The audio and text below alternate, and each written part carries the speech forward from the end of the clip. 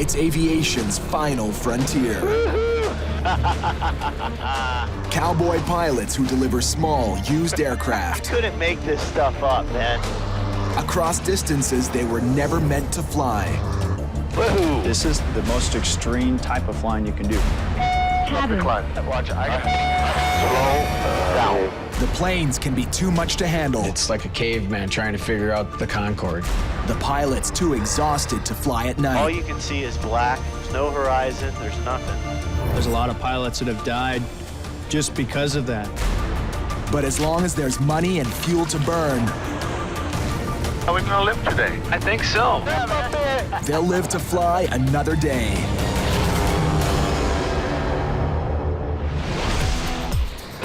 On the last leg of a 19,000-kilometer marathon, two Ferry pilots race to the finish line in a state-of-the-art Phenom jet. See Vegas?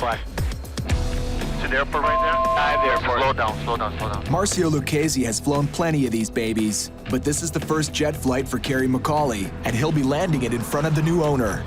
Dude, land there, land there. Autopilot. Start putting your flaps, start slowing down. If you're shelling out $3.5 million on an executive jet, you want it handled with kid gloves. Figuring, full flaps, no warning lights. Sync rate. Pull up. Pull up a little bit. Sync rate. There you go, just a little. That's beautiful. A little bit of power now. Right, don't dive now. Just keep it nose up, nose up. Nose up. Perfect, my friend, perfect. Well, that's my boy. And start braking. More braking, more braking.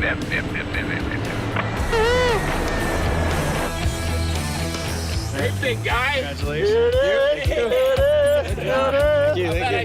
Congratulations with the new airplane. Thank It was you. a pleasure, huh? Hey, you guys We did a made great all set. job. Thank you so Congratulations much. to the crew. Thanks a lot. If anyone deserves to celebrate right now, it's Kerry. Oh, that tastes good after a long flight. Yeah.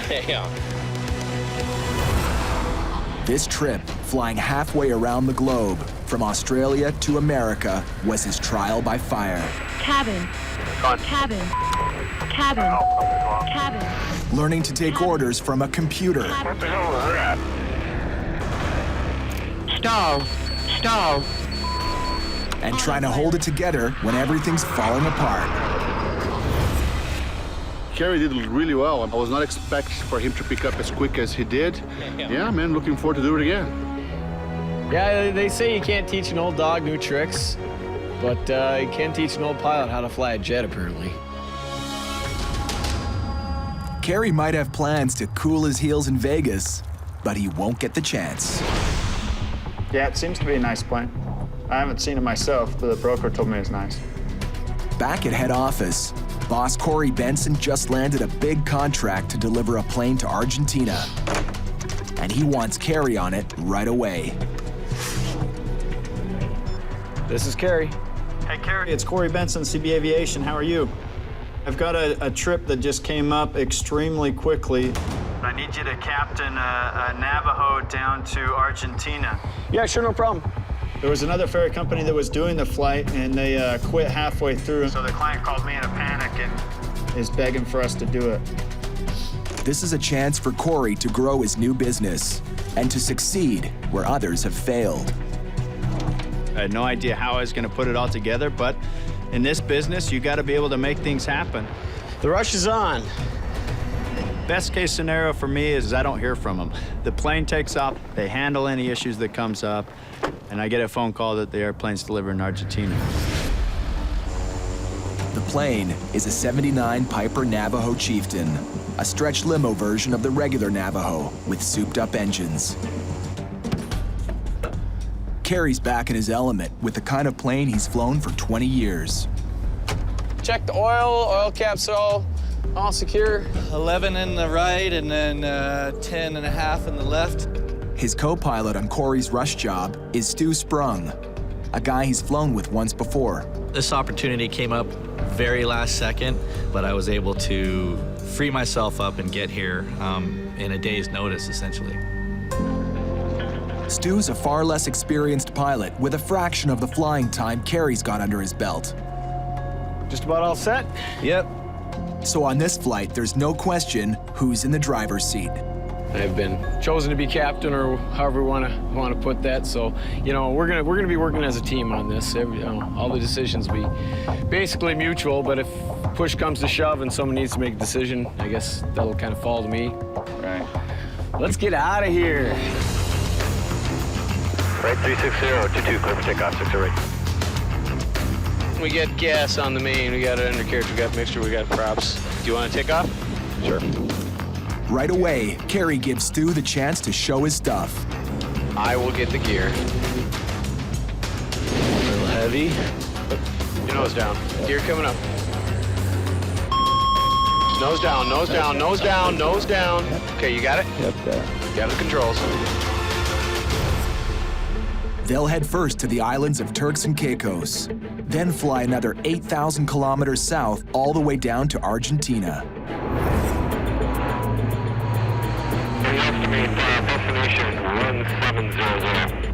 Roger. Roger, sounds so much more sexy down south.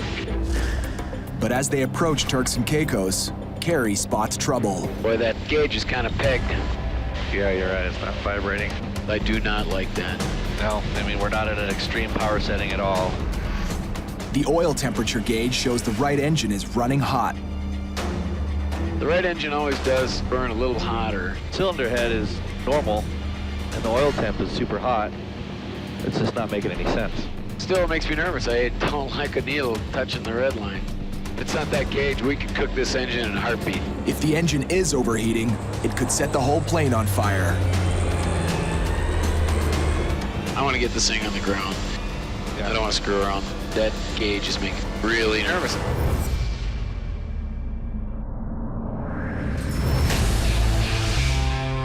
In Florida, two of Corey's other hired guns are heading out on a new mission. It's an old beast. It's an old POS. Corey's putting them in an old beater and asking them to fly halfway around the world. How about these blades? It's a little chunky.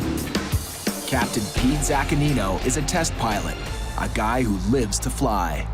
I love designing airplanes. I love flight testing airplanes. I love flying airplanes. I love working on airplanes. I don't think there's a better career in the world. This is one job that might change his mind. Yeah, the DA's booths are pretty chapped up here. Look at this stuff. It's old. Welcome to the 70s, baby. Check it out. Oh, Daddy. You are not exaggerating. Oh, dude, from here I can see those avionics. Ka-chunk, ka-chunk. Probably half the LEDs are burnt out on them. Who knows? This 32-year-old Piper Cheyenne has been sitting in the hangar for many months. Pete's counting on his buddy Brad White to help him out on what will be a long, tough flight. We got an old junker airplane. We're crossing a huge amount of distance in a plane that hasn't been flown for months and months. And we're gonna be going through some totally hairy weather. They have to fly the old bird from Florida to the Philippines, crossing the wilds of Alaska and northern Russia before making a final push over open ocean to Manila. No way are these guys starting their trip without a serious test flight. All right, you ready? I'm ready. I want to find problems during the test flight. That way I can get them fixed here, good maintenance shop. I just don't want the problems to happen in the most remote place in the planet. Okay, everything is green, engines look good, fuel flow is normal. When I show up to a new plane I haven't met before, it's me bonding with the airplane. It's that airplane proving that it's not going to kill me. There's 1200. Rotate. Yep.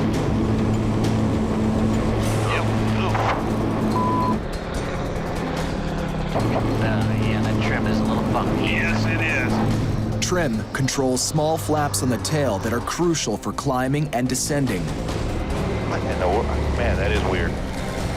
And this trim is barely working. Try getting yours trimmed up. Yeah, it's sluggish. Yeah, that could be a showstopper if we did lose trim and controllability. That would totally suck. Yeah. A plane's trim can make the difference between life and death. If the trim tab fails, that's a serious, serious situation. Aircraft could end up nose up vertical, nose down vertical, or upside down. All very hazardous scenarios. Pete and Brad cut their test flight short. I'll just start down. I'll just do it.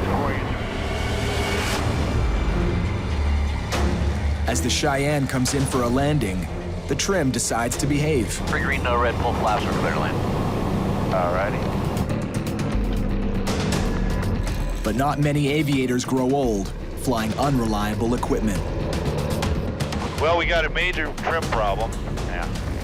So until the problem's fixed, this old bird is grounded.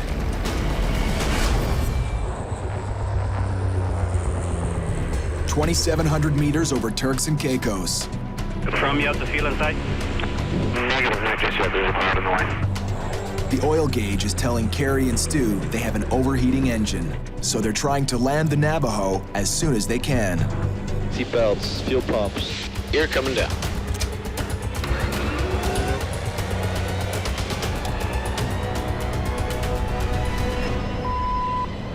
Oh, man. Gotta be kidding me. They're on final approach, but Kerry's not seeing the 3 green lights that indicate the landing gear is down and locked in position. Come on, give me a green.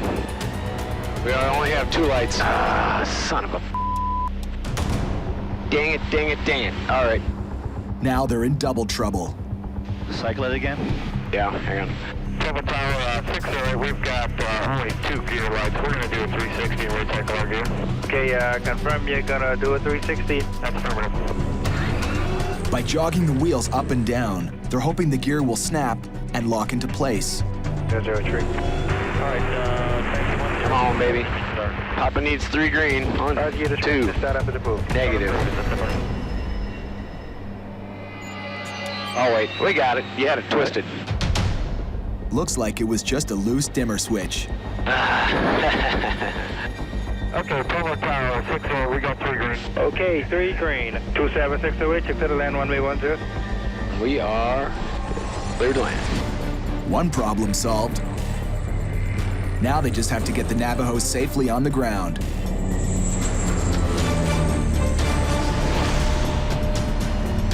Here.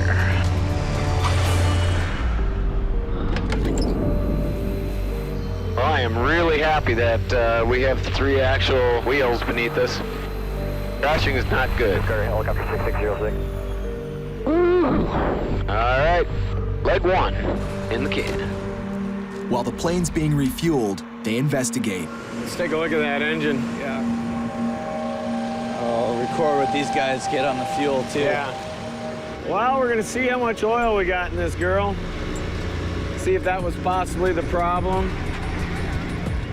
If the oil's low, it would mean the engine really was overheating. Well, I'm kind of liking what I'm seeing. I mean, it looks like got about 10 quarts. I don't know. We can put a couple in, but she's really not burning any oil. I don't see any obvious signs of overheating on the engine. You know, no, the cowling isn't discolored from overheating.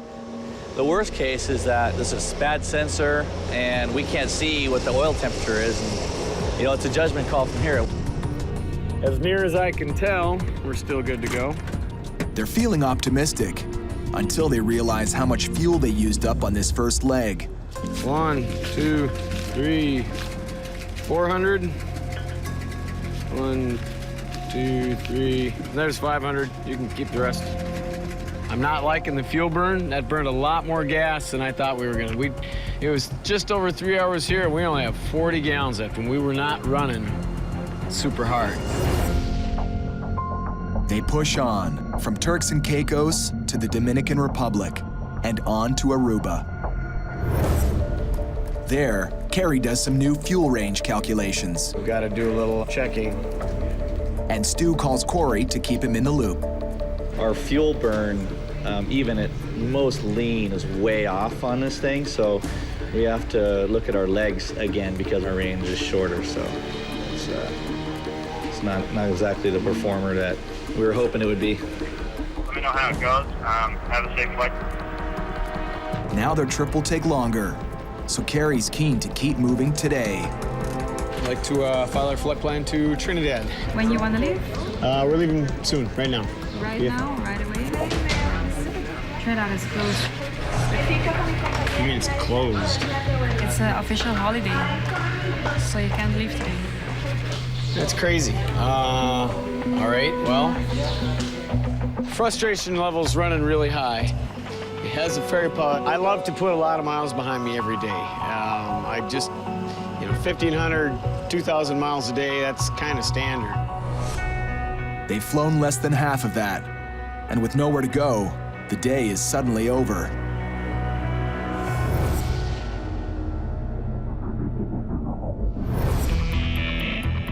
Back up in Florida, Pete and Brad are even worse off. Stuck at 0 altitude and 0 speed, with a trim control they don't trust. I'm eager to hear if we need parts for the plane. Yep. They're stuck with this Piper Cheyenne, an old bird in desperate need of a good mechanic. I do not see anything binding or slipping in the actual mechanical control wheel. You don't see that play where you gotta roll it an inch or two before it starts. Yeah, but that's normal in some airplanes, especially when you have that electric trim. All right, yeah, I've never seen that before. It's not very common. Flown a lot of different airplanes, never seen a loose one like that. Well, I think that's normal for you to have a little play in your trim wheel. The maintenance manual says it's good. You're airworthy. Gabe the mechanic thinks the trim is working fine, but he's not the one who'll be flying the plane 7,000 meters up in the air. Mechanics have killed plenty of aircraft and their crew and passengers because they've made mistakes. Mechanics are humans and they make errors, just like pilots. There's some old going on in here. I just wanted to get a look at this system. It's old, it's beat up, and who knows what's gonna surface today, tomorrow, halfway around the world. Like it or not, their departure is set for 6 a.m. tomorrow. Yeah, that's what I'm doing with this plane, is getting it to the Philippines. Yeah, I appreciate the help. But as soon as they settle in to catch up on some calls, they get an urgent message from Gabe the mechanic. I see him. I see what I think I see. I see 2 puddles of liquid that is certainly not hydraulic. That is absolutely Jet A. Gabe, talk to us. Hey, how you doing? This doesn't look good, buddy. No, it's not good at all, actually. To be honest, the issue we're having now is we've topped off your left and right fuel tanks. Yeah. Tips and as well as the nacelle tanks. And this is your nacelle tank back here behind the engine.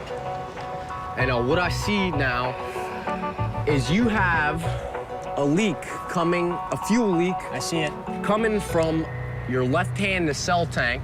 I see it. And it's running down a wire bundle. Oh, that's great. That's horrible. That's unbelievable. The fuel's running down this wing pan right here, and it's coming into these drain holes in the bottom of the fuselage. Dude, that's a huge fire hazard. Huge fire hazard. It's coming down. Holy horse. What's the fix for this? Our best bet, actually, is to get a professional in here. Fuel tank expert. Most pilots are pretty good with a wrench, but when it comes to fuel problems, even the best like to delegate. If the expert comes in tonight and discovers that we have a bad fuel tank, this trip is not happening. Let's see what you got. So it should be back here, huh? Gabriel, he's gonna blow some compressed air in there, and then I'm gonna start looking around and see if I can see where this air is escaping from. Hold on, I just saw something right there. Okay, that tells me something. That's money right there. Right? See the bubble? It's an old and reliable trick. Blow in some air and let the bubbles give away the leak. The conduit right here is where the fuel's leaking, coming through. Yeah, see it. Lucky thing, Brad and Pete decided to fill up tonight instead of tomorrow. If we'd have fueled in the morning, we'd have put the fuel in, taken off, blasted off on our way, and been sitting going, gee, why are we using up so much fuel at the very least? And in the worst case scenario, an onboard fire. My confidence in this plane, every time it comes up 2 or 3 notches, it gets dropped down like 5. At last, the fuel expert comes back with the verdict on the leak A repair. little good news and some bad news. Yeah. That's usually how it goes. Yeah, well, it's aviation for you in the middle of the night. We got a nut plate, which is going to be relatively easy to fix. And then we have a probe. Looks like it's cracked. We'll have to get a new one, and really can't do much with parts right now until tomorrow morning. So you're saying anywhere from a couple hours delay to maybe a full day? I would be willing to bet you're probably looking at leaving the following day. It's the same story every time. It's not your fault, you know. Just this gets so old. Next morning, Pete and Brad head back to the hangar, hoping for good news on the parts. Let's see if we can find Gabe. What's up, Gabe? Hey, Brad. Hey, good morning. What's the deal with this guy? The good news is we did find a fuel probe in Florida. Ah, very cool. The bad news, unfortunately, is it's in northern Florida, and it won't be able to be here till tomorrow morning, guys. Are you serious? That's not gonna work. We need to get something. I mean, that's a day and a half behind. But we gotta figure out a solution, because this is getting ridiculous. The best ferry pilots will do almost anything to keep flying, even if it means renting a plane and picking up the part themselves in northern Florida. Yeah, hi. Wondering if you guys have some aircraft rentals? Is that the best you can do? That's pretty steep. That would be huge. Pete has just caught a lucky break. What's up, man? Okay, I called my buddy. He said, no, don't worry about that. I'll fly over there to their airport, pick up the part, just have it ready, give me the details. Send it down to you guys, have it here tonight. That's huge. It is huge. Yeah, Jim's really hooking us up. All he wants is fuel. Pay for the fuel, don't worry about aircraft cost. On his way. You know, aviation is a really small world, and Pete's pretty big in that small world, so it's not surprising that he's got people like that that'll help him out. 3 hours later, Pete's pal shows up with the missing part. Hey, Jim. Hey, Pete, it's you again. Hey, you made it. Awesome. There you go, buddy. Thank you, sir. You really saved us, and that's a huge deal. Thanks. Just the girls in Safe flight. We'll see you later. Check it out, dude. Now you guys have to work your magic. We need that in tonight, test it, filled with fuel, and make sure it's good. Looks like you guys will be getting out of here on time tomorrow. Yes.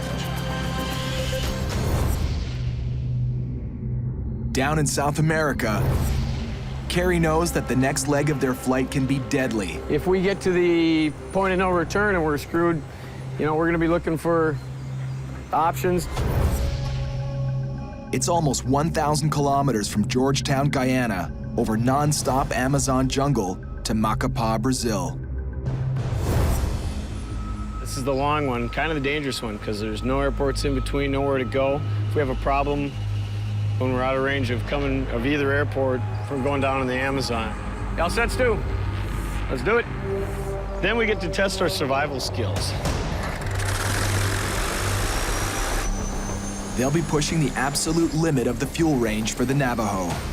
It's already burning more than it should. 30 gallons an hour will give us maybe 45-minute reserve today, which is not even close to what I would like to have. If we have an engine problem and we have to dodge thunderstorms, we're gonna be in trouble. So we're really just kind of crossing our fingers on this one and going for it. 85 coming up. I'll take the gear. Gear up.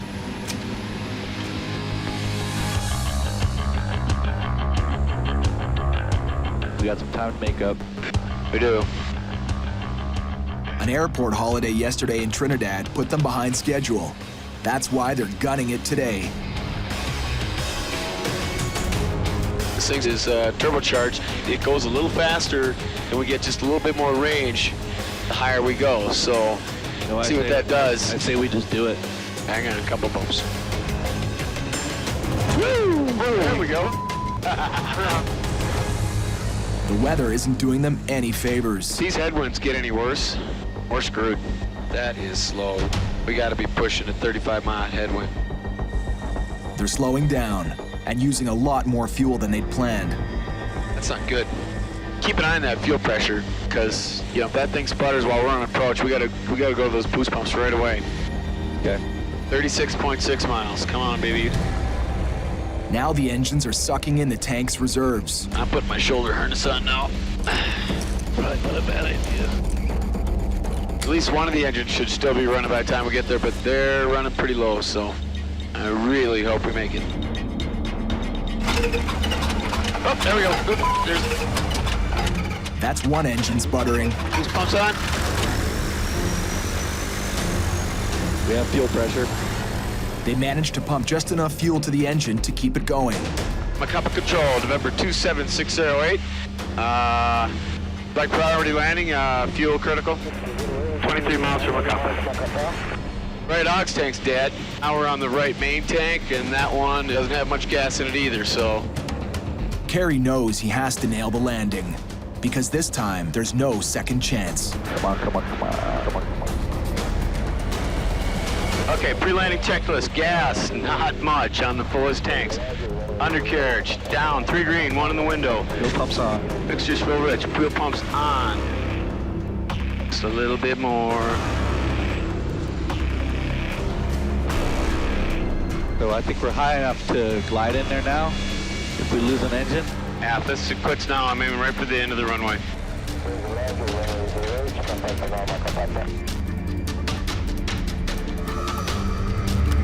Coming full flaps. I think I got the runway made. Oh man.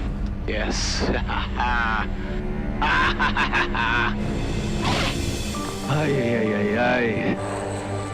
Nice, nice, nice, nice, nice. Flaps, not the gear, the flaps. Boost pumps off. Woohoo! Back on the ground.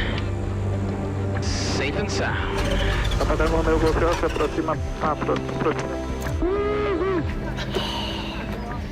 It's been a while since I've been this happy to put my feet on the ground. Yeah, no doubt. Little, let's see, buzz check. Not too bad, not too bad. That was intense, but you know, the fact is we have possibly two more legs left today, and you got to have a clear head to do it. So we need to reset and try to get back in the air as soon as possible.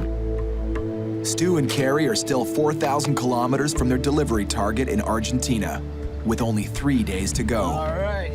Corey made some promises to the new owners, and he's really counting on me to get it done and keep his promise for him. This plane needs to get down there fast. 4,000 kilometers north. All right, you ready? I'm ready. The Cheyenne's fuel leak has been repaired, so Pete and Brad are finally taking off. Departing runway 5. Base caution for birds on us in the airport.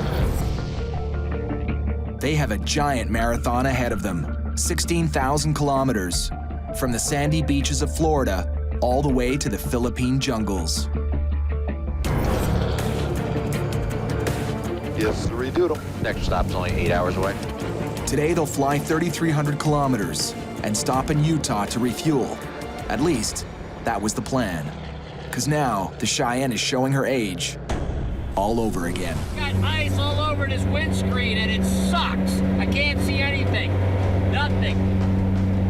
No heater. See the heater? Nothing. There's no heater. Up at 7,000 meters, the temperature outside drops to negative 30 degrees Celsius, and that cold is seeping into the cabin. We got things freezing up, we got nuts and bolts freezing up, we got a windshield that won't defrost. It's just one thing after another. Let me start making a list, dude, because this is crap. Here, why don't we start here with the LEDs you said are burnt out? Okay, LEDs. I'm gonna put heater / defrost, because... Yeah, the defrost. We have a multitude of avionics problems going on up here. Yes. Things that are in-op, they're not labeled in-op. Prop de-ice. I wonder if I should even go there. Not now. Please don't do it. If the de-icers don't de-ice the props, flying across Alaska and northern Russia will be a game of airborne Russian roulette. Because the icy conditions can shoot them down almost anywhere. I have zero confidence in this aircraft right now. Yeah. I will not fly this at night. I will not fly this in the weather. I will not fly this into ice right now, period. I'm pretty much on board with that. As soon as this plane touches down, she's headed straight back to the hangar, with just 1/5 of the journey behind her and 13,000 kilometers to go.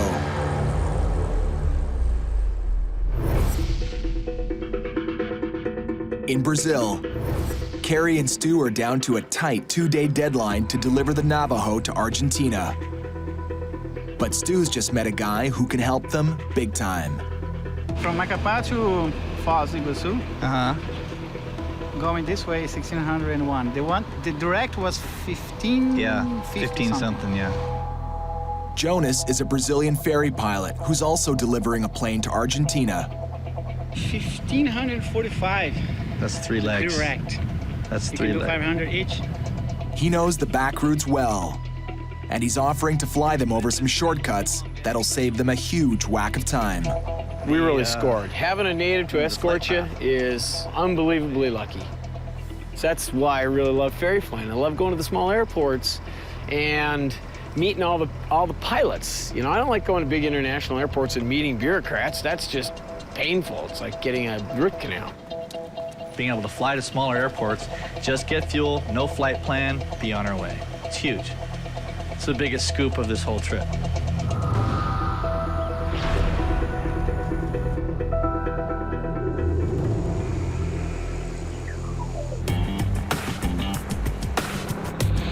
What's your altitude at 2992?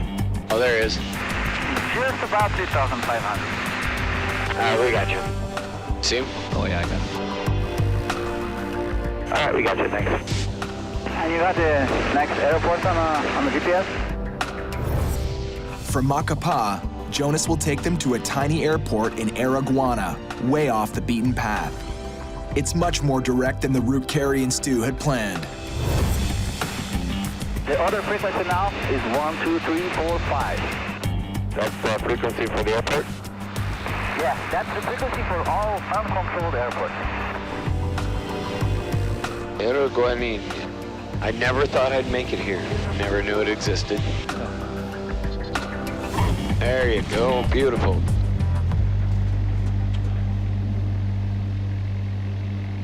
Turn and burn, in and out. Not a bureaucrat in sight.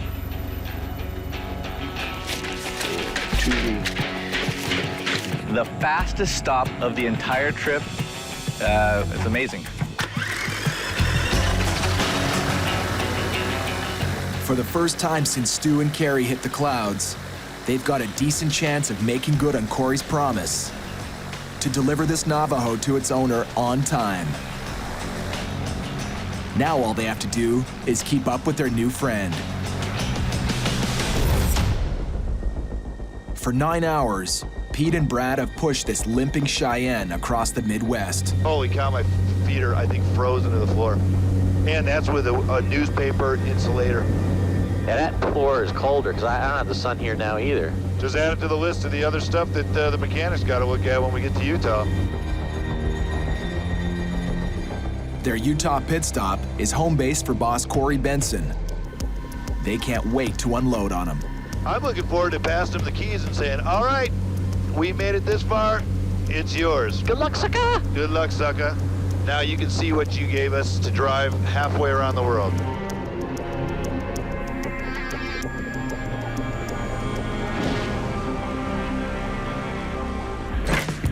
Corey's waiting when they land, You made it! knowing he's about to get an earful. We made it. How's the flight in? It's got all kinds of weird quirks. There's problems with the avionics, the autopilot. There's no heat in it, so we're frozen. I'm frozen right now. The right windshield just turns to a sheet of ice. Pete's sitting there scraping it the whole flight. Is that all new issues after the test flight? Yeah. It's old and tired. Corey has to get this delivery back on track. His pilots get paid, even for down days. It all comes out of Corey's $25,000 fee. It just barely got off the ground and hasn't even made it halfway across the country yet. We're already experiencing some major issues. It's got me a little nervous.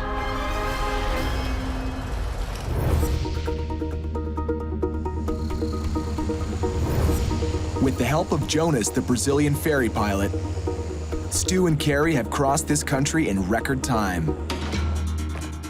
And to their surprise, that means the Navajo flight is now ahead of schedule. Yeah, we just landed down here in the Brazilian border at what is it? Fazigazul. Fazigazul. Only 3 hours from delivery, they need Corey to confirm the drop-off point. Got refueled, and we're just giving you a call to see what the latest is. Perfect. Does anyone like you to take you to a private airstrip in Rosario? They'll not be customs at this airstrip. I'm showing you the coordinates right now. To these guys, landing without clearing customs sounds dodgy. Do they have this covered with the government already, or are we, because that's an illegal landing. I understand where you're coming from, and I can answer that question for you. it might be best if you guys give Franco a call directly. Any deliveries or problems or changes, please give me. Okay, guys. All right. Thank you very much. Yep, bye. That sounds like the craziest thing to happen the entire trip. Entering a country without clearing customs, well, I don't know what they call it in Argentina, but it's a felony in the United States. And as pilots, we definitely have to follow some very specific rules, especially if we want to stay pilots, for one, and not go to jail, too. They've pushed themselves to the limit the last 6 days. They're only 1,000 kilometers from the finish line, but they refuse to risk everything for Corey's client. I'm not going into that private strip, no matter what he says. That's just stupid. We'll get busted. Nah. It doesn't take long for the owner to come up with a new game plan. I mean, we will try to take off earlier, but we still have to clear customs and immigration, pay landing fees, flight plan. Okay, that will work. Thank you, Finko. Bye-bye. He's gotten rid of the dirt strip behind his buddy's plantation or something, who knows what it was. So now we're going to the international airport, we're getting customs, everything's great, so very cool. Back on track. With a squeaky clean and legal landing all lined up, Stu and Kerry start off on the last leg of their trip. I will get the gear. Finish line, now just 3 hours away. Back up north in Utah, Brad and Corey are trying to sort out some of the problems with the Cheyenne. And we're gonna double check that heater and all the de-icing stuff and make sure it works. Ice-cold temperatures in the cockpit on the first leg of the trip could be an ominous warning of a more serious problem. Seeing if it's gonna heat up. If there's no heat hitting the propellers or wings, even the thinnest layer of ice can alter the aerodynamics. Nothing on this, Brad. Enough to turn the Cheyenne into a kamikaze dive bomber. Well, we've got some pretty major issues. I'm gonna have to call the owner. He's gonna be super frustrated, but these are just out of our control. Part of the challenge of ferry flying, especially older planes like this, if something can break, it will break. Hello, Edwin. It's Corey Benson with CB Aviation. How are you? We've got some pretty major problems with the airplane. It's just absolutely not safe for these guys to continue on how it is. For now, the Cheyenne is Corey's problem. We'll get you briefed on the safety, the seat belts. Corey isn't the only one based in Utah. Parachute. Pete lives here too. And so does his personal training jet, the Aero L39 Albatross. Couple things. Throttle, you know what that is. Fuel on and off. Don't touch that, please. Okay. This jettisons the canopy. We pull that handle all the way down. Canopy will just fly away. Grab the handle and release it, and the parachute will open. Handle. That one forward. Boom. Upside down, we're out. Yep. I'm totally pumped. I'm not sure what to expect, but you know, the plane looks awesome. Brad's flown a few jets, but he's never been taught what to do when that jet's out of control in the wrong position. This is super important training. Every pilot should do it. It just teaches you how to recover an airplane if it's upside down, if it's nose straight up, nose straight down. It kills a lot of pilots. Here we go, huh?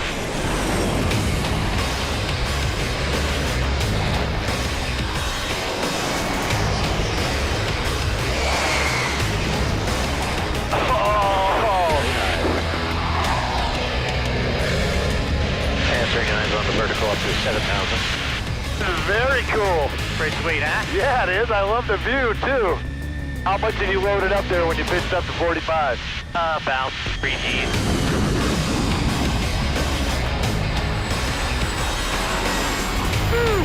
That was awesome, dude.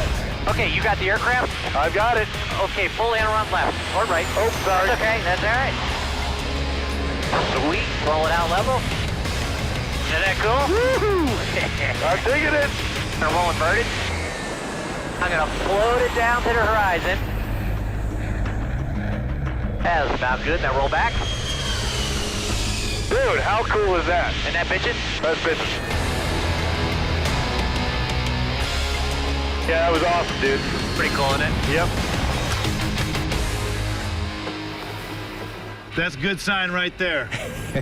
I could feel it when we were loading up a little negative. Yeah. Like when we're coming through, that's when I was just like, oh. All right, I earned the hat then. All right. Pretty sweet, wasn't it? That was sweet, man. Yeah. God, I can't believe how it flies. It's cool. It's so easy. Yeah. Yeah, It makes it easy. Yep. It's been a great break from flying the Cheyenne. But by this time tomorrow, if Corey manages to get the heater working, these two pilots will be sky high, back in the old bird again, where almost anything can happen. There'll be a ticker tape parade here. Want to see streamers, confetti guns. There it is. Woo! After 3 hours of smooth sailing, Stu and Kerry are about to make good on Corey's promise and deliver the Navajo on time. They've made it all the way from the United States, through South America, to Argentina in only 6 days. You're coming down. 110. Got it. 105. Got it. Oh. Touchdown! Woo-hoo. Ladies and gentlemen, please welcome the Navajo to Rosario. After 9,000 kilometers in the air, pushing the Navajo to the limit, it's finally home. Hola, ¿cómo está? Muy bien. We're here, us in the plane, we're here in one piece, it's good. Nice job, dude. All right, man. Killed Good it. trip. Woo. I'm feeling pretty good. It was a long and tough one, that's for darn sure, but feels good to get the plane in the owner's hands and turn your back on it, go home.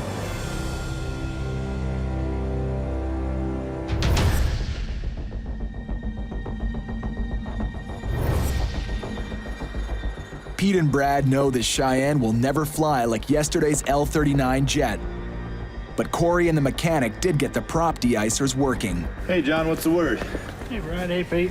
We found that there was a couple of loose ground wires to the de-ice boots on the props. So we tightened those up, did another test, and everything worked. The safety problem is out of the way, but that's small comfort because the cabin is still cold as a beer cooler. We need the heater. It's way too cold and we got way too long to go, so. So we're doing a little troubleshooting here to try and figure out what in the system is not working. Hey, John, I'm feeling heat on the floor. Oh, yeah, the floor's getting warm. Yeah, it's totally working fine. That's great news. That's totally good news. Man, it's pumping like crazy. It feels great. Yeah, that's a relief. The last thing on their list is the avionics, the electronic systems that control many of the aircraft's mechanical functions. With so many things breaking down, Pete and Brad have never had time to test them properly. Ready? I'm ready. But this time, they can't even get off the ground. Oh. I got a reverser lock light, and I have this flickering. This is really strange. We got that beta light flashing. It's a light that indicates the propellers are in the beta range, which is the reverse.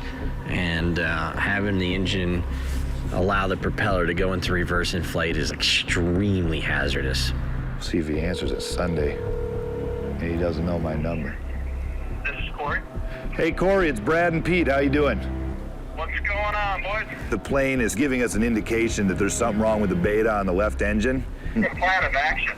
John is on it right now. Corey's got the maintenance manual out, and it's repeating the problem, so it's not intermittent. We'll just keep you updated. Okay, perfect. All right, see ya. You know what? I mean, this is no joke. I don't have 3 months to go limping across the planet with this thing. Next time on Dangerous Flights. I'm getting so Can bored. somebody tell me what the heck? Pete and Brad are running out of patience with the old bird. This is a technologically advanced aircraft. So what you're telling me is you'd like to be captain? Kerry and Stu battle for control of the captain's seat. Easy there, Hoss. Okay, easy to be. You're the one with the hand on the throttle. And bad weather is endangering both flights. You gonna be able to see anything, dude? I don't mind rain much at all, but lightning's bad.